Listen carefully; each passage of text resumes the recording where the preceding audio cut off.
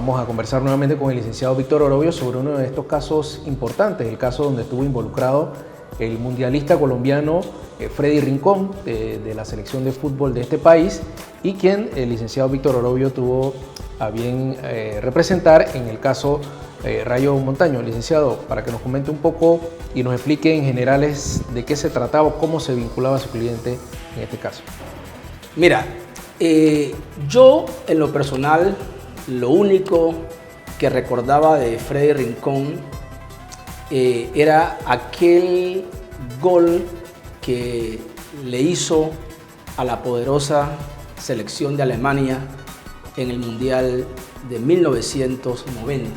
Yo no conocía a Freddy, él me contactó por referencia, me invitó que fuera a la ciudad de Cali, Colombia, a entrevistarme con él. Por supuesto que fui, me parecía interesante conocer la historia de Freddy Rincón y pude conocer las interioridades del por qué él se encontraba relacionado a este proceso. Luego de conversar, llegamos a un acuerdo de defensa y me convertí en el abogado de Freddy Rincón en Panamá. Ahora, licenciado, ¿cuál fue la vinculación o cómo se conecta todo este caso y cómo llega hasta su cliente Freddy Rincón?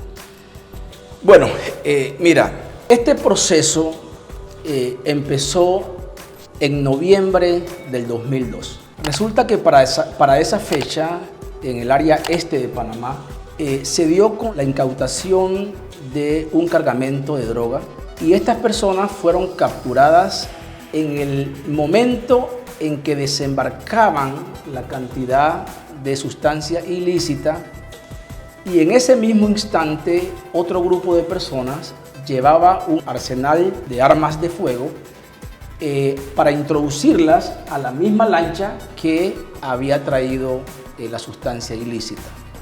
En ese momento se da la captura de estas personas. Inclusive recuerdo que hubo intercambio de disparos y allí murió uno de las personas que venían en estas lanchas a introducir la droga en Panamá. Resulta ser que de esa investigación se descubre que una de estas personas vivía en un apartamento que estaba a nombre de otra y que esta persona estaba siendo señalada en investigaciones que llevaba la Fiscalía de Droga en Panamá. Al seguir con estas pesquisas, se descubre que estas personas tenían relación con un negocio muy conocido en Panamá, que se dedicaba a vender motores fuera de borda de alto caballaje, de los que se usan en las lanchas rápidas. Entonces, al ver esta relación con esta empresa, resulta ser que las autoridades panameñas descubren que esta empresa era de una persona y que esa persona era mencionado por la DEA como uno de los narcotraficantes más grandes en ese momento.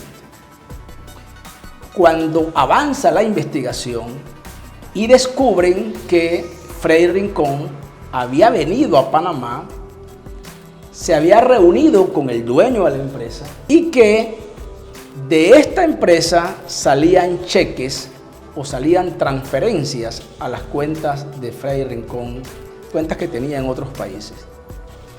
De esa manera se da el hilo conductor y las autoridades organizan no un operativo en contra de Freddy Rincón, organizan un operativo a nivel internacional, porque en este proceso, desde el inicio se tenía información de una cantidad de personas que estaban vinculadas con el dueño de Nautipesca, o sea, el principal investigado. Sí. Muchas de estas personas relacionadas, unos estaban en Colombia, algunos en Panamá, quizás otros estaban en Estados Unidos.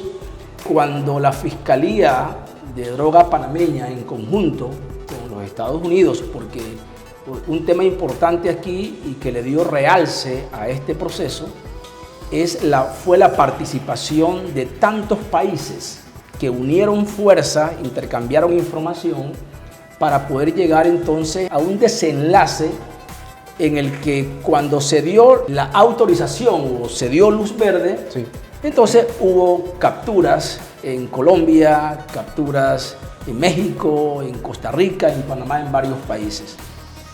De esta manera entonces Freddy Rincón se ve involucrado en una investigación de alto perfil y que obviamente eso trajo como consecuencia que él fuera detenido producto de estas encerronas y fue detenido en Brasil.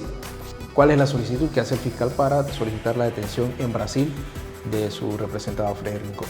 Como la Fiscalía estaba investigando a grupos, supuestos grupos dedicados al narcotráfico y al crimen organizado, y al ver la presencia de un personaje tan importante como Freddy Rincón, lo primero que se le ocurre a la Fiscalía es pensar que él era un testaferro. Y con ese argumento le ordena la detención preventiva y ordena que sea capturado.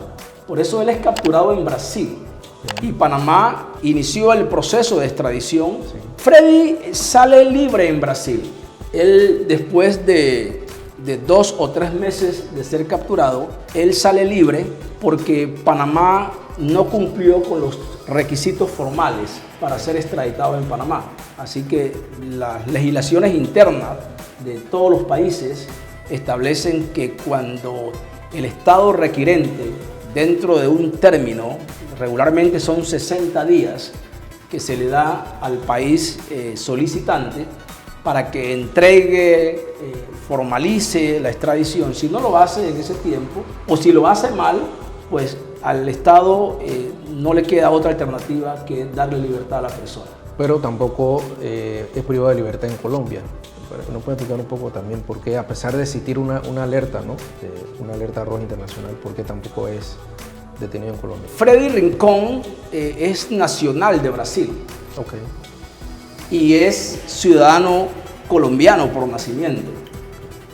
Entonces, él podía viajar de Brasil a Colombia. Okay. Y en Colombia podía transitar libremente, porque entre Panamá y Colombia no existe un tratado de extradición que justifique o avale la extradición de nacionales.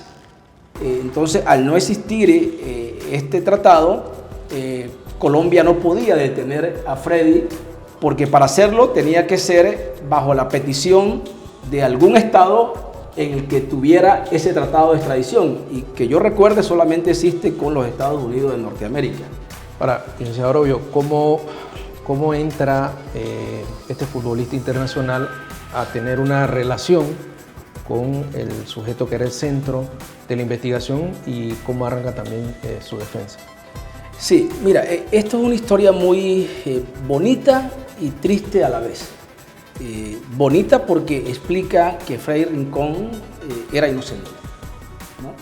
Y triste porque como una persona, producto de una amistad, finalmente se ve tan afectado en su carrera profesional y en su imagen pública. Y esta persona era vecino de Freddy Rincón, pero además de ser vecino, era conocido como un empresario. Era uno de las pocas personas que en ese tiempo tenía negocios o empresas, y que Freddy desde niño lo vio como un gran empresario. Y en un partido en Brasil, Freddy Rincón se encuentra con esta persona, porque este señor vivía en Brasil. Digo, se movía en todos los países, venía a Panamá, iba a Brasil, Colombia, Estados Unidos, etcétera, etcétera. Claro. Así que en ese momento se encuentra en Brasil y hacen clic. O sea, retoman la amistad, porque sobre todo es algo de sentido común que a todas las personas nos encanta hablar de los éxitos que hemos tenido. En ese momento, ¿no? Se restablece una relación que inició desde niño, pero que se había cortado producto de que pues Freddy se mudó de comunidad y visitó y vivió en varios países. Y ahí surge entonces la idea que él tenía intenciones de hacer algunas inversiones, ¿no? Y toma a esta persona como un asesor. Y este señor, ¿no?, le dice que él tenía un negocio muy fructífero, un negocio en Panamá muy bien establecido, ¿no?, que si él quería podía invertir en ese negocio. Y de allí Freddy viene a Panamá, conoce el negocio, conoce a los administradores, se da cuenta del impacto importante que tiene esta empresa que se llamaba Nautipesca. Se da cuenta cómo la clase política y social de Panamá estaba muy vinculada a esta empresa por los torneos que realizaba. Claro.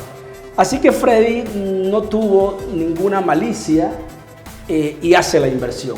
La transacción se documenta porque hubo un contrato de préstamo y también quedó la fuente de pruebas porque los administradores sabían que a Freddy se le entregaba mensualmente una suma de dinero que estaba pactado en el contrato, donde se le entregaba parte de capital y los intereses. De esa forma queda Freddy vinculado a la persona esta que, según los Estados Unidos y según la Fiscalía de Panamá, pues era considerado un gran narcotraficante. Pero era considerado él un gran narcotraficante, sí, no Freddy Rincón. Ahora, licenciado Orobio, ¿cómo se logra el desenlace de este proceso? Yo preparé mi defensa técnicamente para demostrarle al fiscal que Freddy Rincón no se encuadraba en la figura de testaferro. Porque en esto no hay que ser muy jurídico, sino tener conocimientos promedios. Un testaferro es la persona que se presta, que presta su nombre, presta su empresa, presta a sus familiares, presta a una organización para esconder dineros o bienes producto de algún delito, entre ellos el narcotráfico. Ese es un testaferro. Entonces el fiscal, erróneamente, con una ignorancia incalculable, quería venderle al tribunal que mi cliente era un testaferro. Entonces yo estaba preparado en demostrarle al tribunal que el fiscal tenía la obligación de demostrar, ¿no?, la procedencia de los fondos de mi cliente. Una persona que entrega dinero lícito, dinero trabajado, dinero forzado, ¿no?, claro, aunque se lo entregue a una empresa o a una persona que ande en ilícito, no está cometiendo ningún delito, ¿sí? ¿Por qué? Porque lo que importa es jurídicamente la procedencia de los fondos. Cuando inicia la audiencia, se me ocurre pedirle al tribunal que mi cliente tenía el derecho de ser escuchado. El problema que teníamos aquí era que Freddy no estaba físicamente en la audiencia. ¿Y por qué la audiencia se estaba realizando? Porque nosotros habíamos hecho las gestiones diplomáticas para que él fuera notificado en Colombia de todas las resoluciones que salían en Panamá. El fiscal se opuso, contundentemente se opuso, porque para el fiscal era como premiar a un prófugo, de darle la oportunidad que hablara a distancia cuando no había tenido la disposición de enfrentar físicamente el proceso. Pero el fiscal lo que quería era que yo lo trajera y se lo entregara para él meterlo preso. Entonces el fiscal se opuso a esta petición, pero el juez accedió. Y tuvimos la oportunidad donde no solamente el juez, sino también el fiscal, ¿no?, y todo el público que estaba allí tuvo la oportunidad de escuchar vía Skype la intervención de Freddy Rincón. Eso me ayudó bastante. Era una historia muy brillante que recuerdo inclusive que en la defensa estaban unas 2 o 3 abogadas muy conocidas en Panamá, donde estas mujeres las vi que sus ojos lagrimaron cuando escucharon la historia de Freddy, cómo él inició su carrera profesional, los éxitos que tuvo en su vida y de la forma tan miserable como fue vinculado a una investigación tan grande. De tal suerte que el juez, tuvo la oportunidad de escucharlo casi por 1 hora, lo escuchó. Eso fue muy importante. Fíjate que cuando terminó ese día de audiencia, en lugar de irme para mi casa, que terminamos casi como a las 10 de la noche, me vine a la oficina. Y vine con la idea de que al día siguiente iba a proponer una moción. Y vine a preparar mi moción. ¿Y cuál fue? Pedirle al juez que levantara la captura internacional. Estaba un poco temeroso por la reacción del fiscal, pero yo vine y preparé mi moción. Me quedé muchas horas, casi no dormí esa noche. Y al día siguiente, cuando inició la sesión, levanté la mano, presenté mi moción de que se le levantara la captura internacional por las evidencias que se estaban dando durante la audiencia.